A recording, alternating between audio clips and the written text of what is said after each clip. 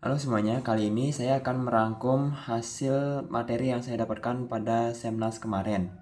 Gimana? Selama 1 dekade terakhir ini, landscape manufaktur global didominasi oleh visi industri 4.0 yang menitik beratkan pada digitalisasi murni, interkoneksivitas mesin dan efisiensi operasional skala besar melalui otomatisasi.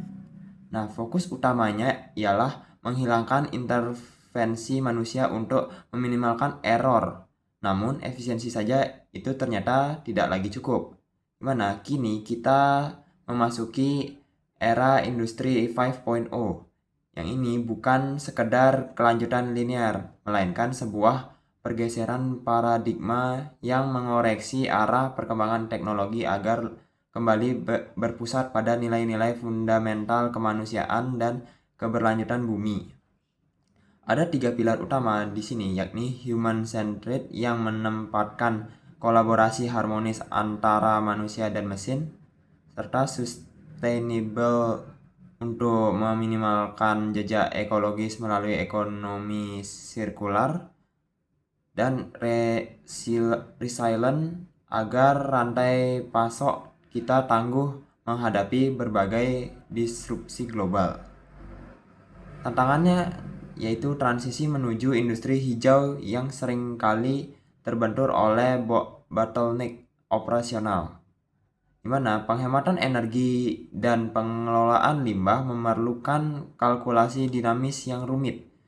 Sementara sistem IoT di pabrik menghasilkan jutaan metrik data yang seringkali hanya menjadi tumpukan riwayat mati tanpa adanya analisis proaktif. Nah, disinilah kita membutuhkan paradigma kecerdasan yang baru. Nah, namun hingga saat ini, sebagian besar pemanfaatan AI di industri bersifat pasif atau prompt driven. Yang dimana karakteristik utamanya adalah reaktif, yang artinya AI hanya bekerja ketika diberikan instruksi eksplisit oleh manusia. Selain itu, ia bersifat single task oriented atau terbatas pada satu tugas terisolasi, serta tidak memiliki inisiatif mandiri untuk merencanakan langkah berikutnya. Nah, lompatan besarnya hadir melalui agentic AI.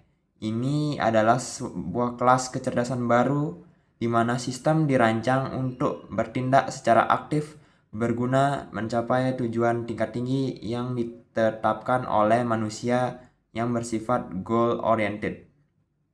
Mana jika AI pasif hanya menunggu input manual dan menghasilkan output sekali selesai, agentic AI mampu melakukan dekomposisi tugas, merancang langkah kerja sendiri, berinteraksi langsung dengan dunia luar melalui pemanggilan API atau membaca sensor IoT, serta melakukan refleksi diri dan interaksi loop untuk mengoreksi kesalahan dirinya sendiri.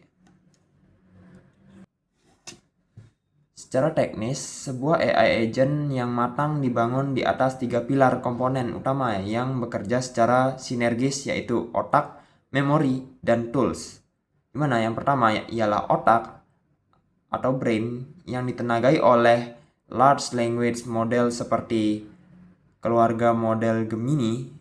LLM bertindak sebagai pusat logika utama untuk melakukan intent recognition guna memahami tujuan bisnis global seperti menurunkan konsumsi energi tanpa mengurangi target produksi, lalu memecahnya menjadi subtugas yang logis dan menentukan urutan aksi yang terbaik. Kedua adalah memori, di mana terdiri dari short-term memory untuk menyimpan status operasional harian dan alur berpikir sesi berjalan, serta long-term memory menggunakan basis data vektor untuk menyimpan pengetahuan industri, SOP, dan regulasi lingkungan. Dan yang ketiga adalah alat atau tools, yang dimana komponen ini memberikan kemampuan fisik bagi agent untuk berinteraksi dengan infrastruktur digital secara mandiri, seperti membaca feed sensor IoT, mengakses database ERP perusahaan, hingga mengambil data eksternal via web APL.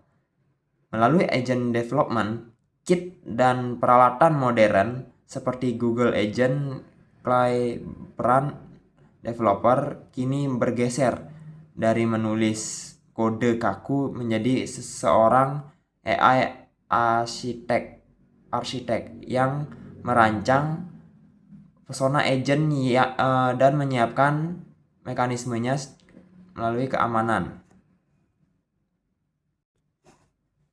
Hadirnya teknologi ini melahirkan era baru bagi para profesional, yaitu era AI arsitek.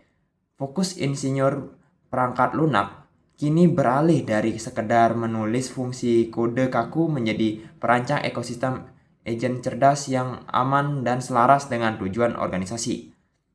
Namun, otonomi yang dimiliki oleh agentic AI tidak berarti melepas kontrol manusia sepenuhnya. Pendekatan human in the loop wajib diterapkan, di mana transaksi keuangan besar atau tindakan kritikal tetap membutuhkan persetujuan digital dari supervisor manusia.